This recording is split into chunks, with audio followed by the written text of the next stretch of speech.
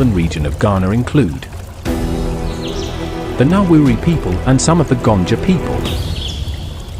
Reasons for spread. The Guan spread throughout Ghana due to various factors. One is economic opportunities. Access to coastal trade routes and fertile lands for agriculture drove the Guans to move from one location to the other.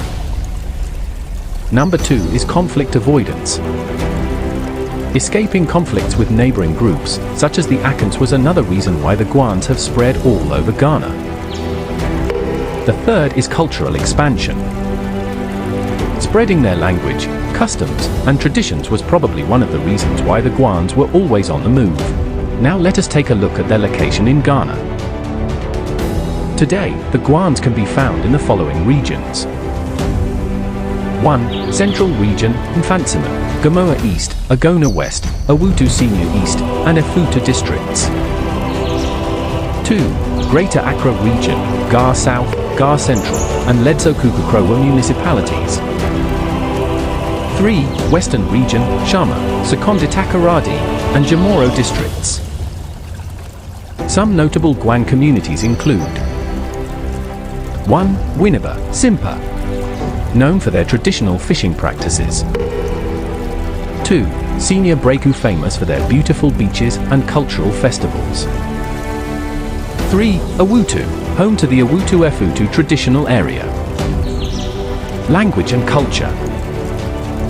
The Guan speak various dialects, including Efutu, Awutu, Gamoa, Shai, Late, to name a few. Their culture is rich in traditional music, dance, and art. They are known for their expertise in fishing, farming, and craftsmanship. Some festivals they celebrate include Arbo Achiri, Simpa, a deer hunting festival. Odwera, Awutu, a harvest festival. Homowo, Gar, a festival to mark the beginning of the corn harvest. Odwera, Festival, Late, and the Hilly Guans. Again, the Guans have adopted the tradition and cultures of these people and are now seen as one of them. They celebrate their festivals and observe their traditions. Challenges and opportunities. The Guans face challenges related to land disputes, cultural preservation, economic development.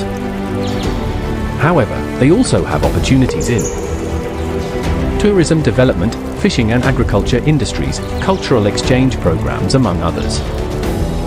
The Guans have a rich history, diverse culture, and significant contributions to Ghana's development. Understanding their migration story, spread, and location within Ghana provides valuable insights into their experiences and opportunities.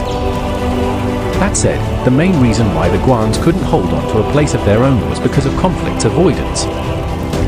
They preferred to find settlements elsewhere than engage in a fight they might have even won. If you enjoyed this video, then it means you will like our subsequent videos. Smash that like button, subscribe to our channel, and hit the bell notifications so you don't miss the next one. Thanks for watching. Ethnic group of Ghana known as the Guan people. The Guans are an interesting group of people. They are today found all over Ghana, and this video will give an education on these people and bring them into the light. Now, let's dive in. As a Ghanaian, if you didn't know before, then know that we all came from somewhere to settle in Ghana, but the Guans were the first to settle here. Some people who know this fact usually say tongue-in-cheek that the Guans are the original Ghanaians. The Guans are an ethnic group indigenous to Ghana, specifically inhabiting the coastal regions and surrounding areas. Here's a comprehensive overview of their history, migration story, spread, and locations within Ghana. Origin and migration. The Guan are believed to have been the first settlers in modern-day southern Ghana, migrating from the Mosadagban region of modern Ghana and Burkina around 1000 AD. They migrated southwards, possibly due to climate change, economic pressures, or conflicts, and settled in the coastal regions of present-day Ghana around the 13th century. Settlement and spread.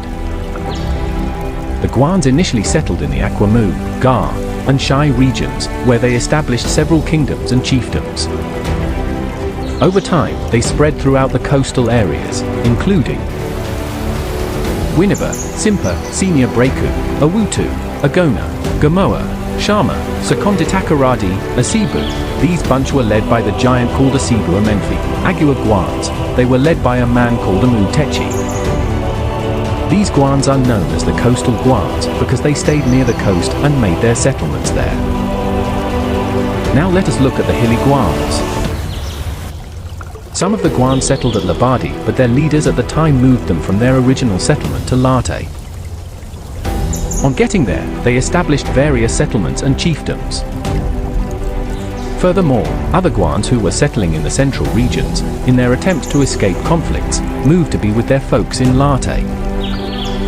Other hilly Guans include Mampong, Urkuapim, Adukram, to name a few. There are also Guans who settled in present-day Volta and Oti regions. These Guans were led by a very mighty man known as Atara Ofanau. He had a very vast kingdom and had the support of his people. However, when the Ashanti Empire rose against them, he moved with his people to the present-day Volta and Oti regions. Those Guans can be located at places such as Akpafu and Lullaby. Other Guans who have become known as Urwas include Jessica, Nkonia, Logba, Santro Kofi, just to mention a few. These Guans have been in one way or the other swallowed by the people of the Volta and Oti regions. The same goes for the coastal Guans who have now been inundated by the Fanti culture and traditions.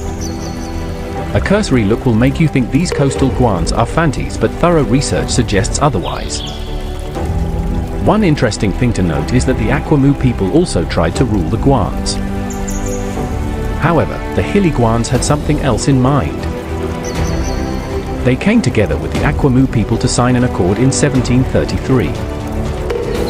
This accord was to enable the various clans and groups to form a state, hence the name Urku Apim, meaning 1,000 clans. Urku Apim, 1,000 clans or 1,000 groups. To learn more about this, pay attention to this